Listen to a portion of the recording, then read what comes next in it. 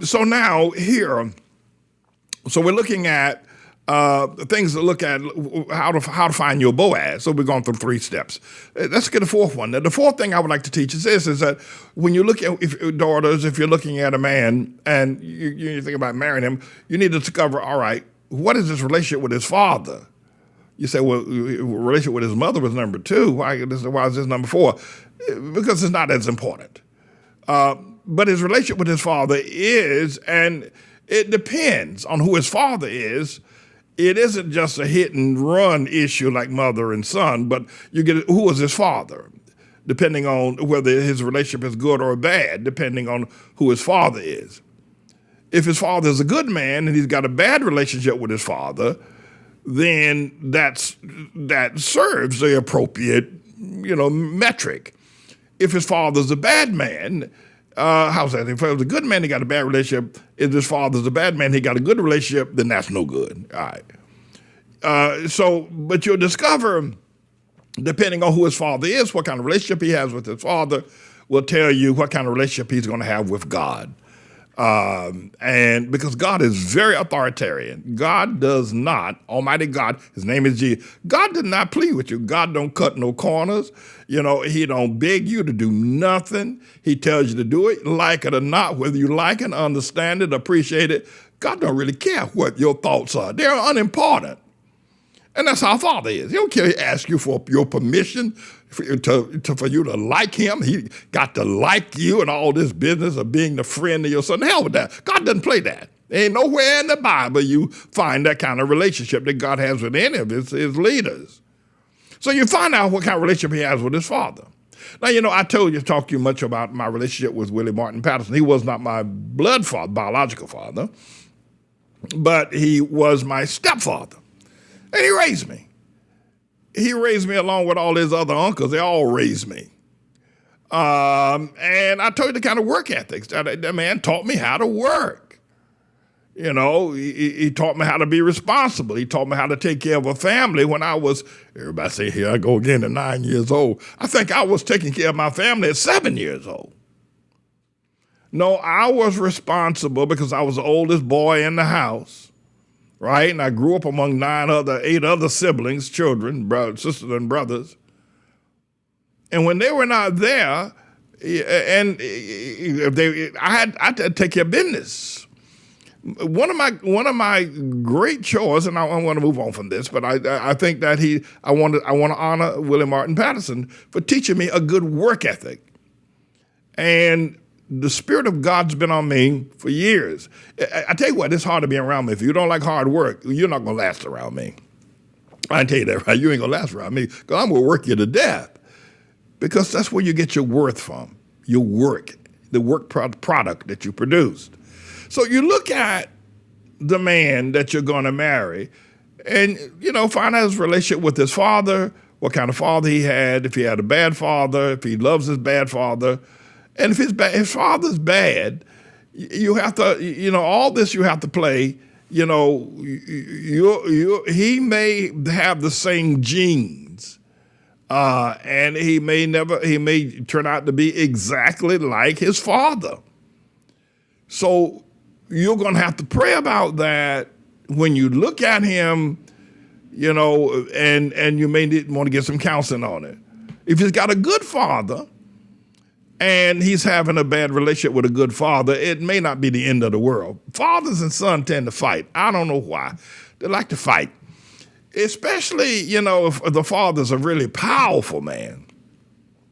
The father's an extremely powerful man, and the son is trying to always measure up to his father, to his reputation. That's going to call for fighting. But it doesn't mean it's a bad thing. It doesn't mean it's a bad thing. It means the son is trying to find him place in the great world that his father has created and try to fill those boots. But, if he's, so you can, it's this, you're going to have to pray about it, but you also, at least you can pray and pretty much assume that he's not going to be a loser. But you don't want to marry a man, if a man his father is a loser, you want to watch very carefully as to whether or not you can get close to him. He may turn out he has a large percentage of also being a loser. All right? So when If you look at the Bible, let's go to Proverbs chapter 3, for instance. It says, my son, forget not. My son, my son, my son, despise not chastening. You know, when you see men that don't want to be chastened, they don't want to be corrected, they get an attitude, just stay away from them. Yeah, because they can't handle God and they can't handle the truth. Read the Bible. Look at how God handles his men. And that's how you want a man that can deal with God. All right, that's number 4. All right, number 5, who are his heroes? And is he a warrior? And I said a few moments ago that Princess Bride was one of my favorite joints, you know. And it's a great movie. And really, quite frankly, even though it looks like a love story, can I just share a couple of things with you? The reason why I like it. If you've never seen Princess Bride, you don't know what I'm talking about. It looks like it's a love story about Wesley and Buttercup, right? And it is about Wesley finally going to rescue Buttercup from being married to this evil, evil king in this evil, evil kingdom. But really, Wesley is a champion. I mean, he fights the fiery monsters in the fiery forest. You know, he's a sword fighter. You know, he fights Montana, whoever it is, with a right hand and a left hand. You know, and he fights the wise guy, and he drinks the poison, and he fights the big guy. He makes the big strong. He beats the big strong guy, Wesley. And he also was talking about becoming Dread Pirate Roberts. That's why I like it. Oh, I know it's got a love story motif to it. Oh, I know that. But Wesley is a champion. He's a fighter. I mean, he's left for dead, and he goes to the fella that, and I think the comedian says he's not dead, he's just mostly dead. And he's put in the chamber of torture, and he comes out of the chamber of torture. This is that's the kind of man I like. And that's why I like Princess Bride so much. Now I done told Elizabeth, now she know why I like it.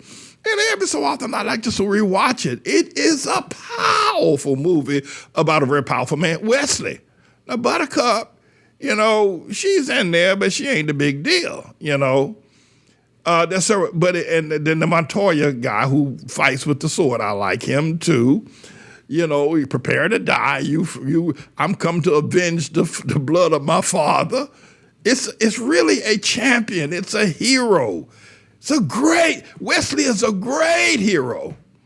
I mean, his Buttercup gets down in the forest of fire or something. She goes into quicksand, and he jumps down into the quicksand with a vine and comes up. Oh, it's a great story.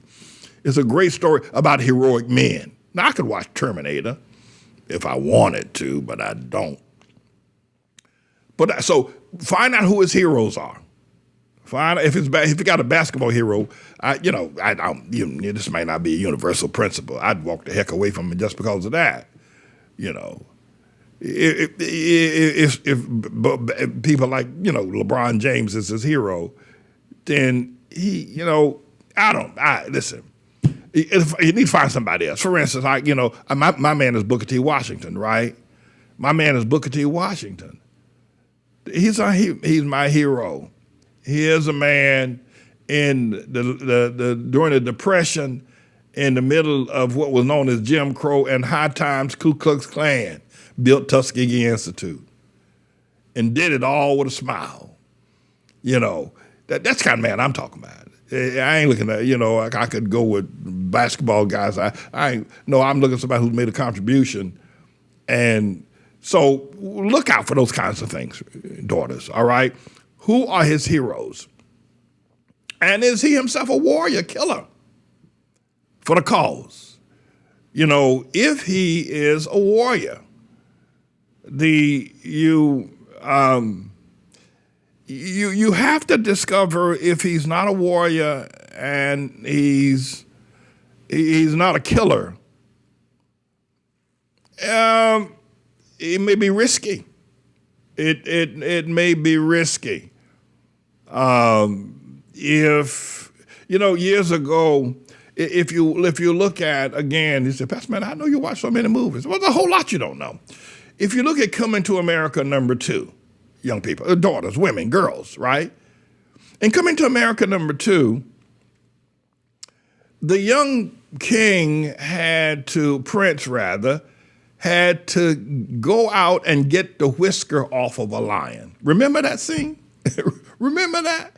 I mean, how do you cut the whisker? Otherwise, you can't be prince. You got to be a warrior.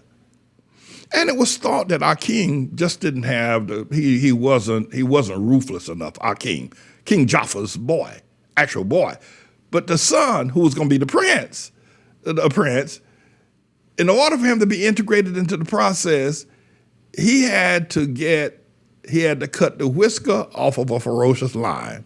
and that was the tradition in Africa and other places for many years. The man, if he's going to lead, if he's going to be your husband, he needs to be a warrior. And he needs to be to put his life on the line. And that's a great scene. He was able to trick that lion into doing something I forgot, but he got the whisker. You know, he didn't actually go up and slap the lion upside the face and wrestle him down to the ground. But you get the idea. You see, I'm not just saying this, oh, Pastor man, he ain't for the black man. But no, the black man, no, he says, you're going to be my son. You're going to have to be a warrior. Go out there. If you can't get the whisker off that lion, then you ain't ready. I can't give you my daughter. I'm not going to let you marry. I'm not going to let you lead my kingdom because you're not the man to do that. You ain't the man that can get the whisker is the man that can do that. So, these daughters, these are the kinds of things you want to look for. You look for that in a man. If he's got these qualities, he can make it down. You can make it down to number 5. And he's got these kind of qualities. You got your Boaz, pretty much. I got 2 more to go. But you got your Boaz. If you can make it down, and by the way, all of these are important. None of these you should skip. They say, well, he don't have this one, but he has that one. No, if anything that moves out of the circle is trouble. Anything that moves out of the circle is trouble. But can I just say something here as well? All this police shooting with Hamite men, and you can disagree with this. This is not hard and fast where you absolutely got to stomp down and agree with me on this. I'll give you the privilege to disagree with me. Most of these men that have been shot by police, I think mainly are wimps. And they're unable to stand up to authority. And that's what happened to them. They're wimps, they're little girls, they ran, they complained, they got in their car, they tried to drive away. Yeah, they were unable to stand up to authority. And I think that's what happened to them. Wimps. Now, you don't have to agree with that. All right, let's move on to number 6 rather. When you're looking at that man, right, y'all sitting there, you're in the restaurant, y'all walking in the park, sitting on the park bench, whatever it is y'all do, right? And now you've gone through several things about his life. Some of them, you're still trying to figure it out. You're still praying about whether you know who he is. You have to ask yourself this question. Do you want your sons to be like him? Because they are going to be like him. They're going to be like him. You say, well, he's got a lot of shortcomings, and I know he lies, and I know he's this and he's that, but, I need a man. Well, let me ask you something. You got to stop thinking about yourself for just a moment, if you can do that. Do you want your son to be like him? Because he's going to be like him. If you're going to have boys for him, he's going to be like that. That's how his boys going to be. So you have to ask yourself this question.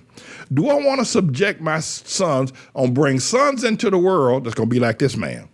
If I'm going to bring a boy into the world, I want him to be somebody.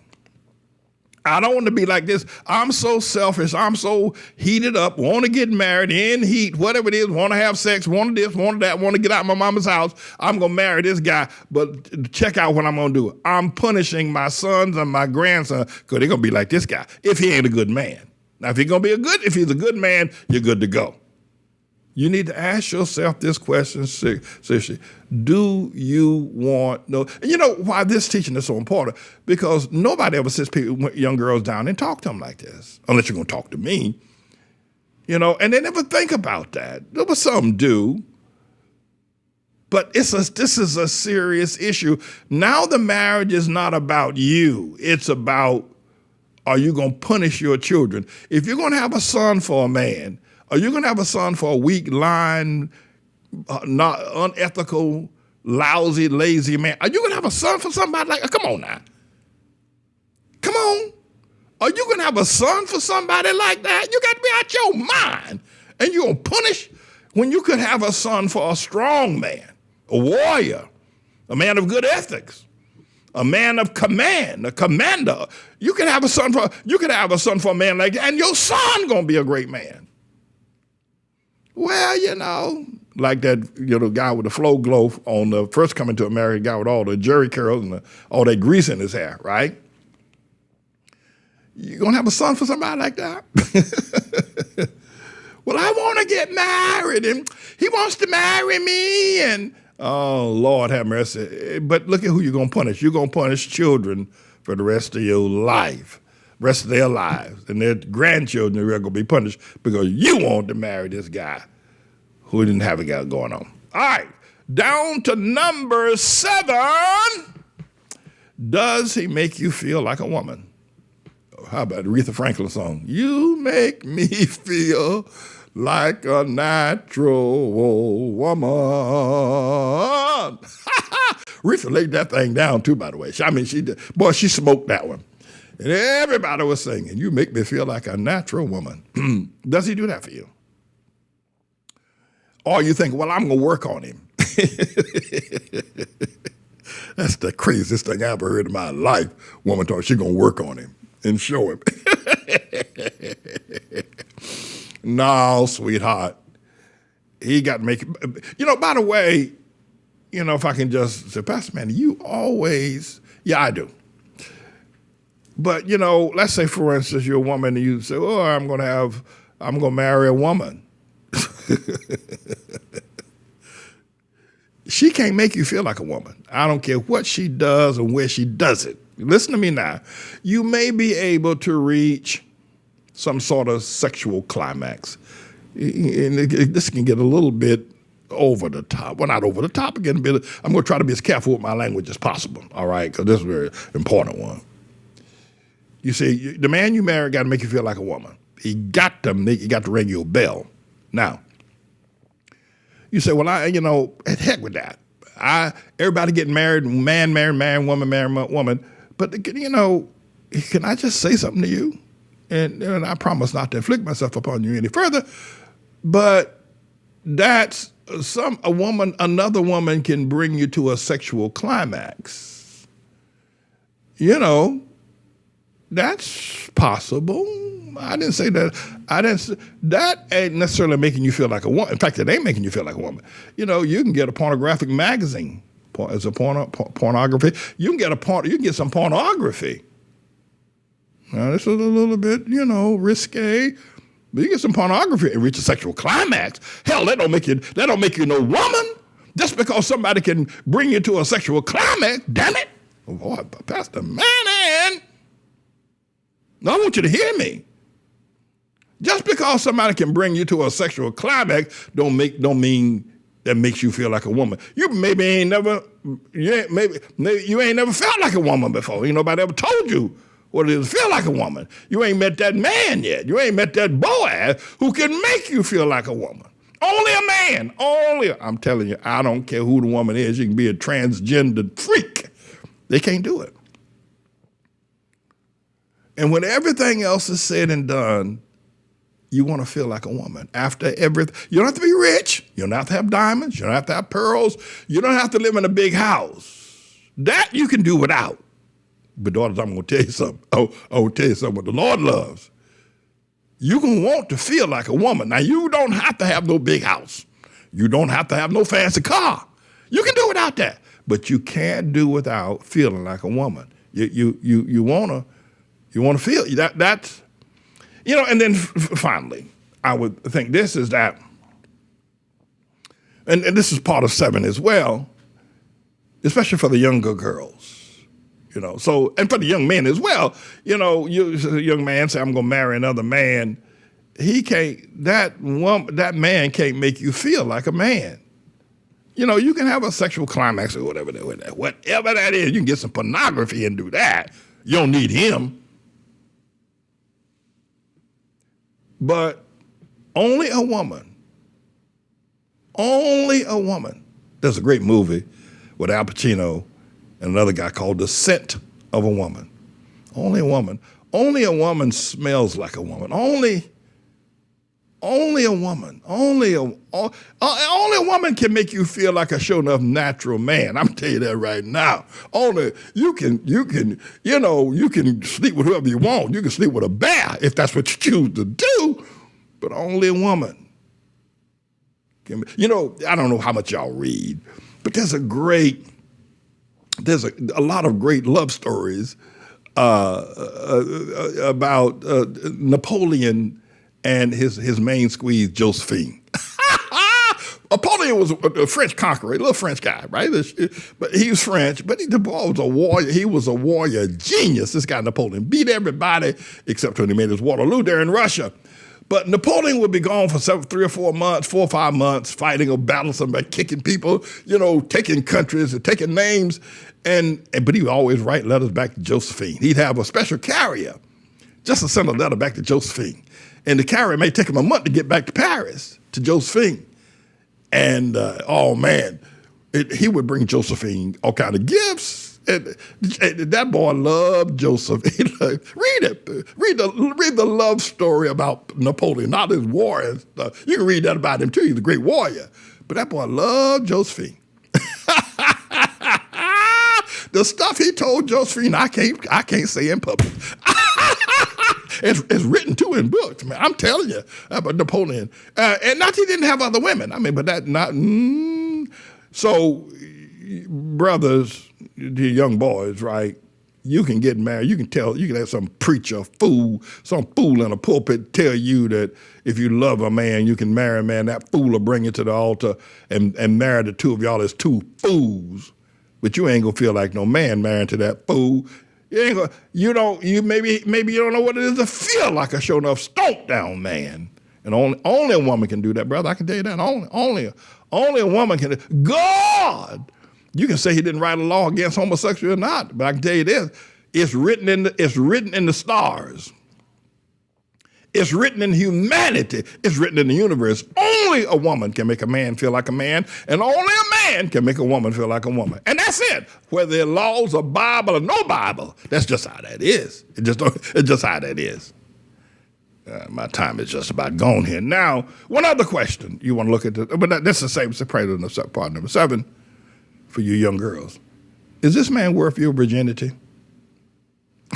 Are you gonna lose your virginity for this jerk or for this warrior? This is gonna get me in a lot of trouble, probably get me sued too. How do I say this? If he passes all 6 other items and he passed with flying colors, and he didn't get just a C, he got an A on all the other 6, right? I would say to a virgin, you can lose your virginity before you marry him. Pastor Manny. What you say, Pastor Manny? Well, I'll tell you again, since you're so hard of hearing. If you pass all 6 other, if you're looking for your Boaz, you pass all 6 others, you can lose your virginity before you marry him. Just to make sure he makes you feel like a woman. Because if he passes all other 6 and he doesn't pass number 7, then all bets are off. He said, but we're supposed to stay a virgin. Now, see, you're going to argue. Are you going to argue with me? Are you going to do that the rest of your life, or are you just going to shut up and listen? What are you going to do? What are you going to do? If he makes the chart of the first 6, and you need to discover whether or not he's worth it, and you'll know in your heart, you'll know in your spirit, is he worth my virginity? Some of you may say, well, I'm not a virgin. To him, you are. How does he know? Well, if somebody like Sister Virtuous Debbie Myers been married and got children, well, she ain't. But see, she can say, Pastor Mann declared me a virgin. You see? This is symbolic. It's where Jesus was baptized. It's where John baptized. And so this is not a rebaptism. It's just a symbolic, if you will, act of what we're going to do, being in the water at the place where Jesus was baptized.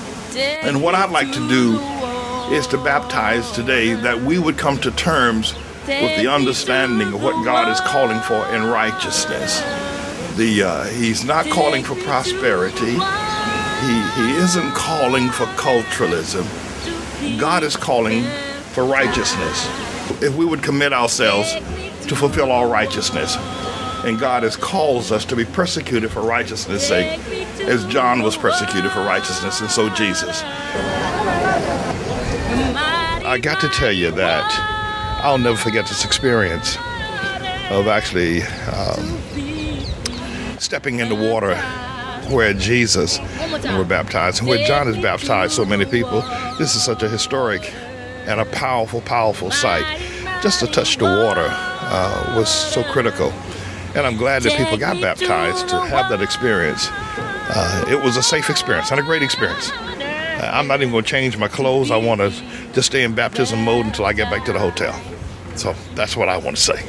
All right. This has been live from the Jordan River. God bless you all. Peace.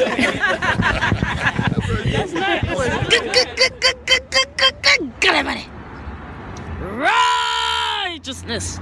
Boom, chakalaka goes right there. Over the years, we have served more than 1 million meals to hungry bellies and hungry people here in the Harlem community. And I wanted you to be able to see that. I want you to see our involvement with youth, our summer youth programs, our courtyard being used as a place where children can be safe, guarded, and protected as they have their miniature swimming pools, and a safe place for children to eat that is guarded, that is protected by our own sense of security, and the wholesome and fresh meals that we serve.